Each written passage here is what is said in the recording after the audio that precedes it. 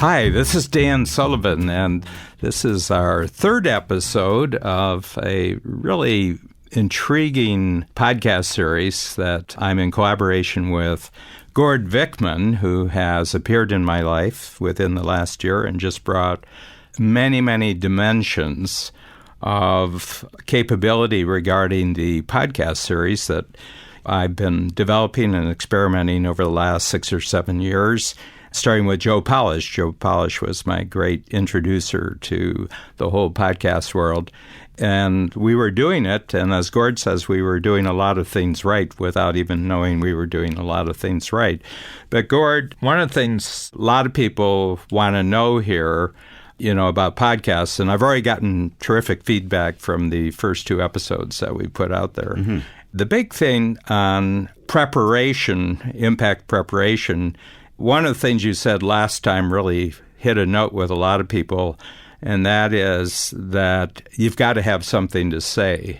But you're taking it further in your thinking about this, that stories are the best things to actually package what you have to say. So can you talk about that? Because, you've been in studios for a couple of decades where people either had something to say or didn't have something to say. And one of the characteristics that people being listened to is that they're good storytellers. 100%. I think the most successful radio shows, the morning shows, are the people that convey a story and people that can tell a story. I mean, Howard Stern, whether you like him or whether you despise him, he is a great storyteller, and he brings people on his shows who tell great stories. And people would listen to Howard Stern not only because they loved him, but also because they hated him. But he always found a way to keep people engaged. And that's just one example. That's obviously the shock jock example. But there's something people who are able to tell really great stories are able to draw you in. So as an entrepreneur, if you're listening to the show and you're wondering about podcasting and you have certain products or services, what kind of story can you wrap around your product or service to engage people and to explain your brand, to explain what you're doing, much more so than just simply giving facts. And that's one of the things that plays a huge role in the workshops, especially, Dan, the ones I've sat in and watched you. There's tons of stories that link all of the concepts together. So that's something that you had planned pretty much right from the start. Yeah, and as a child growing up, I had, I think, when I look back, great good fortune because of my birth order. I'm the 5th child in my family, farm family.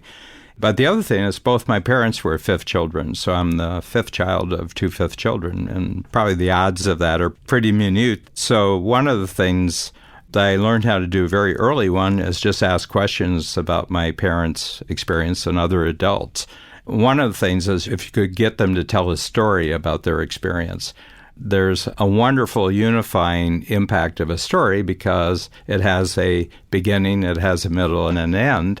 And the story, even if the person didn't intend for you to get that point, you can make up your own point that the story actually made. So I think that the stories are more than content. So, there's a lot of belief this day you got to have tons of content.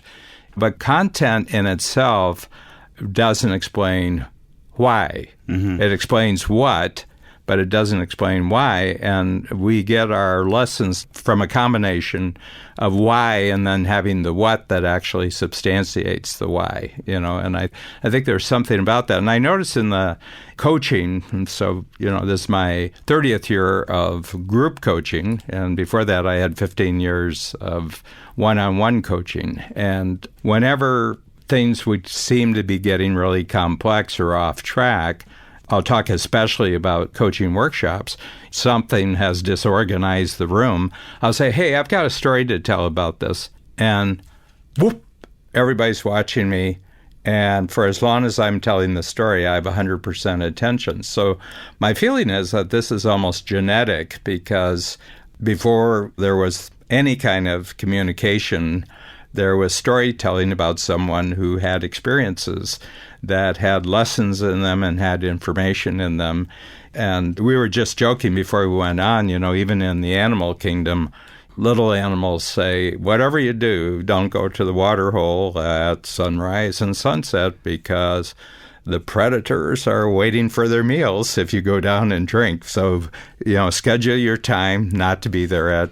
Well, that's kind of like a story, but it's a story about a particular thing. And then humans got the same notion that, if you want to catch something, go down to the water hole. It'll be home delivery. If you go down to the water hole, the food will deliver itself. So my feeling is that wisdom, things that are always true or things you can rely on or that you can predict, is best communicated within the structure of a story. I mean, we're all sitting here today because our grandfather 500 generations ago, somebody told him a pretty good story. Food, water, shelter, and storytelling is the reason why we're all here. Yes, we had all those basic human needs met, but at some point, somebody turned to your grandmother 500 generations ago and said, those berries that look kind of tasty down by the river, yeah, they'll kill you. Yep. So you probably shouldn't eat them. I know they look delicious. Oh, and by the way, that rock that you were hanging out by, yeah, there's a saber-toothed tiger sitting there right now. So you should probably not go and hang out there today. It was as important as food, water, and shelter, the storytelling tradition, right? And you're right. I think it is genetic. It's buried so deeply in our brain to want and to need these things to help us move forward, essentially. Yeah, I mean, and, it's in very sophisticated forms today, but why did Netflix just suddenly take over? It was stories on demand. You didn't have to get in a car, drive, someplace and, get in line, go in and sit in a seat to get your stories. You could just go through the vast menu of Netflix stories and say, oh, that looks like an interesting story. And the thing is that we're so, what I say, finely tuned about what constitutes a good story from a bad story. I'll get one that looks good in the way they advertise it, but I'm into it 2 or 3 minutes. I say, no, it just takes too long here. It just takes too long to get into the story, And I say, I'm out of here, But ones that just grab you right from the beginning, they have you. So don't kind of fool around doing the setting. Just tell the story, So let's get a story from you about your life as a very, very involved, very engaged with, high-powered technology of being in the studios, and kind of think of a story that really proved that the best shows on radio were great storyteller, and you can remember a particular incident or a particular individual, that a story that said, wham, that was just dynamite. In my previous radio career, doing morning radio, there were a lot of, obviously, we had competitors in the marketplace, and there were people that were doing this, but, everybody can do a contest, and it's not about who has the best prize to give away. It's not about who can scream the loudest. It's not about who can play the most songs. We got an inkling fairly early on when I joined the morning show as a producer that personality radio was what could help us win. So we started involving our families in the shows, and we started involving our friends. It was very routine for me to just call up my dad at random. He wasn't too keen on going on the radio, but my mom would actually hide in the bathroom. When the phone would ring at 6:30 in the morning, she knew that it was me trying to get her on the radio. So she would lock herself in the bathroom, and Dad would be a little bit more into it. We called my sisters and all of my co-hosts too. We would call their family members. We were sitting around and I said, you know what we've done here? And also people within the community in London as well. We had the mayor in, we had the chief of police in. This is London, Ontario, yeah. So I remember sitting around and I was thinking, we've created almost like a Sesame Street here. We've created this little radio show where it was the place to see and be seen. You never really knew who was going to pop up. Like I said, we'd have the mayor on. Back when John Tory was the leader of the Conservatives, every time he would roll through town, he would come on the show. And we told essentially the entire community that you had an open invite. If you had something to say, if you had a story and it was relevant, let us know and you have an open invite. So that was why we succeeded. It wasn't about giving away the best prizes. It wasn't about, like I said, being the loudest or being the most obnoxious or being the nicest. It was, we created this show where you never really knew what was going to happen or who was going to pop up. And I think that was the intrigue. And we invited other people to tell stories. We didn't make it about us and what we were saying. It was about you. It was always about the listener. And I think that's why the show was so successful. Yeah. So in all of our lives, and we have a major tool that just got introduced into the 10 times program at strategic coach level, which was who do you want to be a hero to? Okay, and hero is one of those words which you even say the word hero and all of a sudden people's attention, because humans love hero. And one of the things that I feel about that is that because ordinary life has become less and less heroic, things are taken care of us by big systems, so we're not facing physical danger, we're not facing iffy whether there's food, iffy if there's water, iffy if there's people out to get us. So a lot of the dramatic storytelling of ordinary life has really gone out of people's lives. And I think it's been compensated that the heroes keep getting big on the movie screen and the newspapers keep getting more and more filled up with individuals responding to disasters in the world. They're not happening to you. But when you read about it or watch the reports and everything, your mind conjures up amazing things of danger that your life doesn't really have. And I think is that we're kind of being deprived to a certain extent. And quite frankly, I always tell people, look, I said, I take 40 flights a year for coach business. And I said, not once during those 40 flights do I ever want the situation to arise where my pilot has to be a hero. I do not want that. I do not want heroism. And it brings up a distinction between what I call reactive heroism and creative heroism. Reactive heroism is where a crisis is created outside of yourself. You didn't really have anything to do with the crisis, but you distinguish yourself by being a hero that actually solves or saves situations for other people, and therefore you're a hero. But in this world here that we're talking about, this world is a created world. Nobody said we had to create a podcast series on podcasts, but I was listening to the response of all the podcast series that I have, and I'm very prolific with podcasts, and I do that for a very specific reason. Not just having one podcast, I have a lot of podcasts, and each of them serves a different purpose for me. But what I want to do is that I want to create entirely new type of stories and context and lessons that is of great value to my audience, which is essentially an entrepreneurial audience. And it's easier to tell reactive hero stories than actually to do creative hero stories, and one I told that people have really thought about it is Steve Jobs, after he came back from being fired from Apple, he essentially came back with a new view on things. And the first couple of things that he really brought out were the iTunes system, using the internet for music, and then the iPod. And in both those cases, those things already existed. The internet already existed. Entrepreneurs, legally or illegally, were already putting music on the internet so you can just download things. And there were already MP3 players. And the iPod was just a refinement on previous technologies. So there's nothing new there. What was new is the whole context that Steve Jobs projected out there. And he said, while I was away, I kind of fell in love with music. And I noticed there would be a particular song I would hear, love that song, but I would go to the record store, and I discovered that in order to buy the one song that I loved, I had to buy a package that had 11 other songs that I wasn't interested in, okay? And then I started talking to musicians, and they said, yeah, it's a real bummer because I have a really great song, but in order for the record company to take me seriously or even to package what I have, that one song, they require that I have 11 other songs.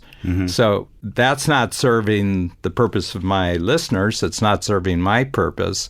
And the fact that I have to buy 11 other songs with the one song, that doesn't serve my purpose. It's serving the record company's purposes, but not my purpose. So I feel I'm, to a certain extent, being forced into a model that I wouldn't choose myself. And Steve Jobs says, well, fortunately, we can put things together in a new way now, so we can take the internet, And we're not going to steal music. We're going to pay. As a matter of fact, we're going to pay the musicians probably 10 times what they ordinarily make, so that every musician in the world will be very enthusiastic about taking just one song and putting, and that's the other thing. They don't have to create 11 other songs. They can just put the one song up.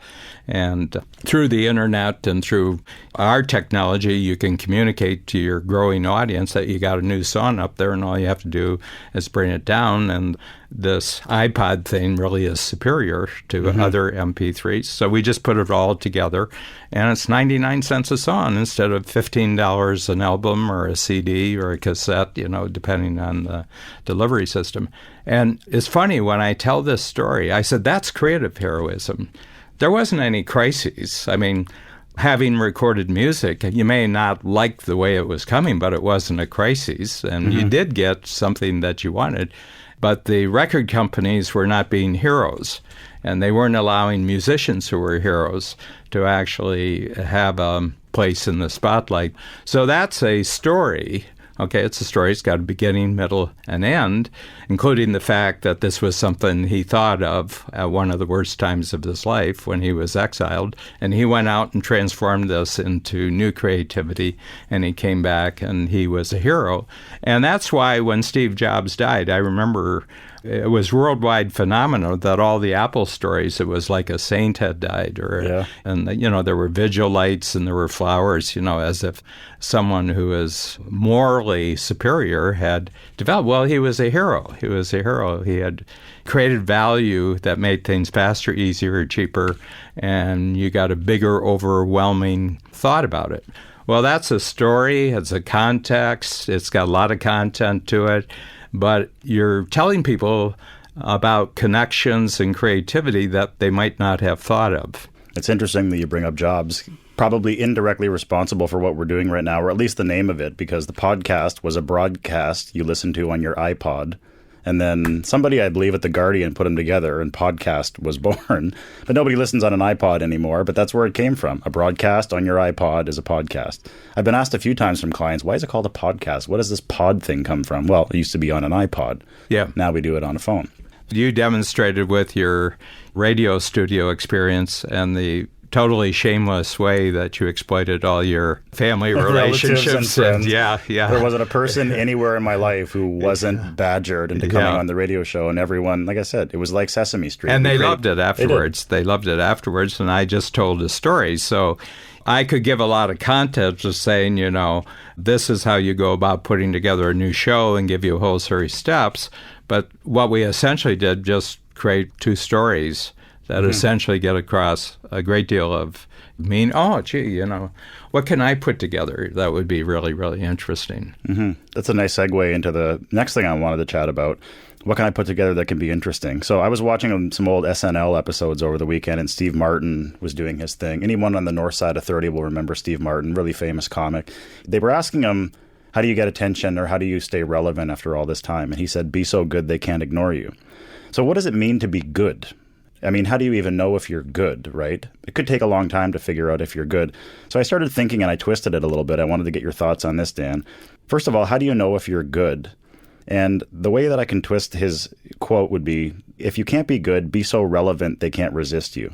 What is it about Coach that has remained so relevant for 35 years that Coach has posted a profit every single solitary year? There must be something so relevant about the concepts that you're sharing, not only in workshops, but in podcasts, that remain so relevant after all this time that people just seem to be able to not resist.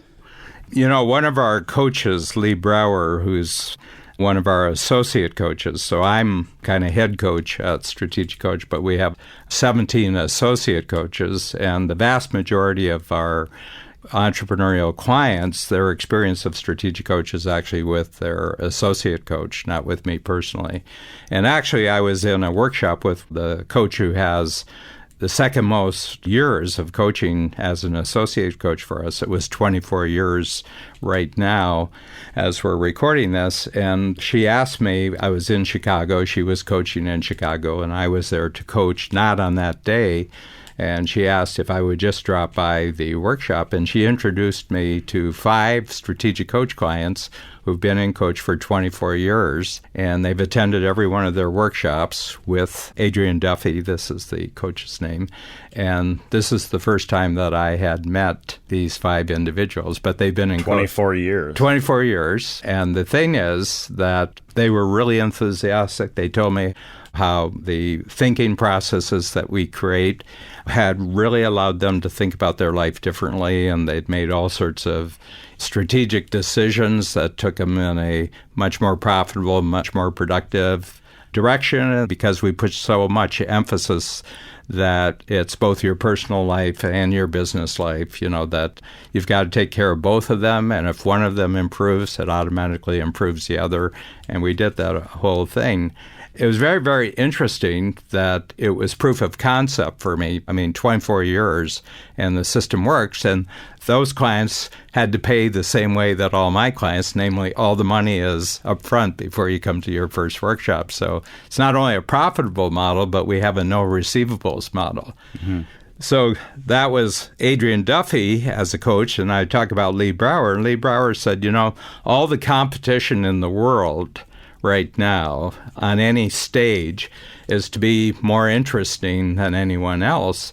But he said the thing that really makes you memorable is not where you're the most interesting person, but where you're the most interested person. So that when you brought your family members into the studio or online, you were talking to them, it wasn't to make you look good. It was to make the stories of people that really interesting to people who are listening. So what you were interested in was not you being interesting, but to be so interested that the listening audiences was really interesting, and the people that you interviewed was interesting. So the whole point, and then again, we're establishing basics. Don't try to be interesting. Never compete with someone who's on the show with you. You want to be as much usefulness so that that person is interesting to the audience that you're doing. Interesting not just in who they are, but interesting that they too have important information that the audience will really appreciate. That's a great spot to wrap up, Dan, because we can put it in a little package here with a bow. Every time you're doing a show, it's never about you, but it's always about the listener, and it's always about the benefit, right? Just like a sales call, if someone were to call you and they're offering you a product or a service and they're talking about what they're going to get out of it, that call's not going to last very long. We focus on the benefits and we focus on the listeners and the benefit that they're going to get from your show. So that's a great spot to wrap up, Dan. That's been fun. Episode 3. Coming up on episode 4, we're going to talk a little bit about how podcasting evolved from an authority generator, which is what people always thought it was, to a relevance marker. And that's coming up. Thanks for listening. Thanks, Dan. Thanks a lot, Gord.